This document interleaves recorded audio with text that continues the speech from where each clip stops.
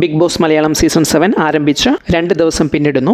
ആദ്യ 2 ദിവസങ്ങളിൽ big boss വീട്ടിൽ ഏറ്റവും അടുത്ത ചങ്ങാതിമാരായിരുന്നവരാണ് ഷാനവാസും അക്ബറും. പൊതുവെ പുരുഷന്മാരുടെ ഒരു ഗ്യാങ് ഒരുമിച്ച് നിൽക്കുന്ന ഒരു രീതിയായിരുന്നു ഇതുവരെയുള്ള ഗെയിമിൽ കണ്ടത്.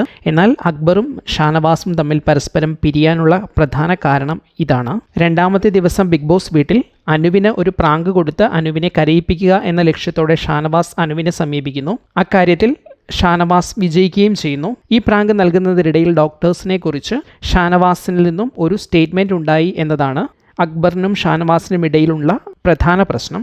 ഈ ഡോക്ടർമാരെക്കുറിച്ചുള്ള പരാമർശം ഷാനവാസ് സ്വന്തം നിലയിൽ നടത്തിയിട്ടില്ലെന്നും സംസാരിച്ചതിനിടയിൽ വന്നുപോയ ഒരു സംസാരമോ അല്ലെങ്കിൽ ഒരു ടോൺ വ്യതിയാനമോ ഒക്കെയാണ് ഇതെന്നും അതുകൊണ്ട് തെറ്റിദ്ധരിച്ചതാണ് എന്നുമാണ് ഷാനവാസിൻ്റെ ഭാഷ്യം. എന്നാൽ ഇത് എല്ലാ ഡോക്ടർമാരെയും അപമാനിക്കുന്നതിന് തുല്യമാണ് എന്നും ഡോക്ടർ സമൂഹത്തിനോട് ക്ഷമ പറയണമെന്നുമാണ് അക്ബറിൻ്റെ വാദം. എന്നാൽ താൻ അതിന് തെറ്റൊന്നും ചെയ്തിട്ടില്ല, തനിക്ക് ബോധ്യമാകാത്ത താൻ ചെയ്യാത്ത തെറ്റുകൾക്ക് താൻ ക്ഷമ പറയില്ല എന്ന ഉറച്ച നിലപാടിലാണ് ഷാനവാസ്. ഇതാണ് ഇവർ രണ്ടുപേരും തമ്മിൽ പരസ്പരം അകലാനുള്ള കാര്യം. എന്നാൽ ഇതേ സമയം അക്ബറിന് ഇക്കാര്യത്തിൽ മറ്റൊരു ബന്ധം കൂടിയുണ്ട്.